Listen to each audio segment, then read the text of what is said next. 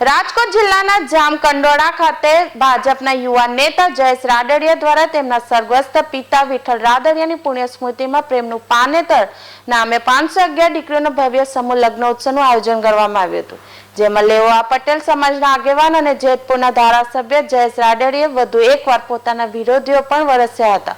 નામ લીધા વગર જ વિરોધીઓ પર પ્રહાર કરતા કહ્યું હતું કે સમાજમાં 2-5 લોકોની ટીમ છે, તે સમાજમાં જ્યાં સારું કામ થતું હોય ત્યાં હવનમાં હાડકા નાખવાનું કામ કરી રહી છે.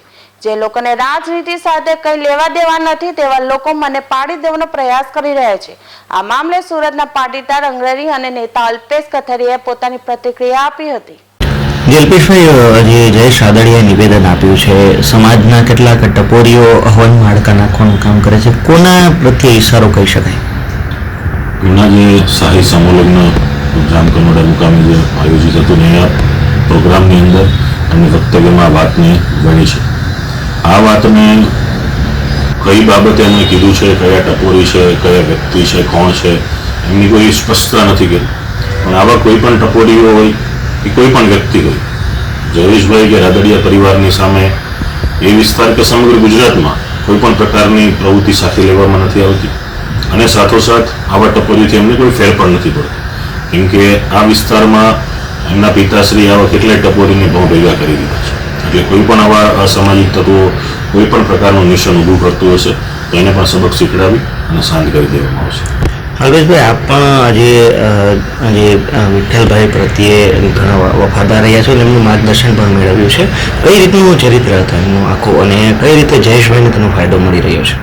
વિઠ્ઠલભાઈ છે ખૂબ સામાજિક રીતે અગ્રગણ્ય વ્યક્તિ છે.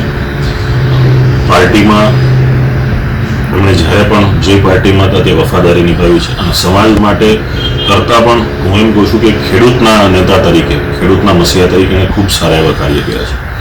જ્યાં આપણા પવિત્ર ધામો છે ત્યાં ગુજરાત બહાર પણ પવિત્ર ધામો છે, સૌરાષ્ટ્રમાં ગુજરાતમાં પવિત્ર ધામો છે, ત્યાં ભવન બનાવવા લોકોની વ્યવસ્થા કરવી અને એના સૌરાષ્ટ્રમાં કહેવત હતી કે એમના ડેલે ગયેલો વ્યક્તિ ક્યારેય ખાલી હાથે પાછો ન આવે, કોઈ પણ કામ લઈને જાય કામ કરનાર વફાદાર હતા. અને એમના વંશજો તરીકે જ્યારે લલિતભાઈ, લાલાભાઈ, જયેશભાઈનું નેતૃત્વ કરી રહ્યા છે વિસ્તારમાં, એટલે ત્યાં કોઈ પણ પ્રકારની તકલીફો હશે તો અમે સદાયની માટે એમની સાથે રહીશું. અને આ પરિવારે આ એક સમાજને નહીં સમગ્ર ગુજરાતીઓને ઘણું બધું આપ્યું છે, ત્યારે અમારી જવાબદારી બને છે અને કર્તવ્ય પણ બને છે.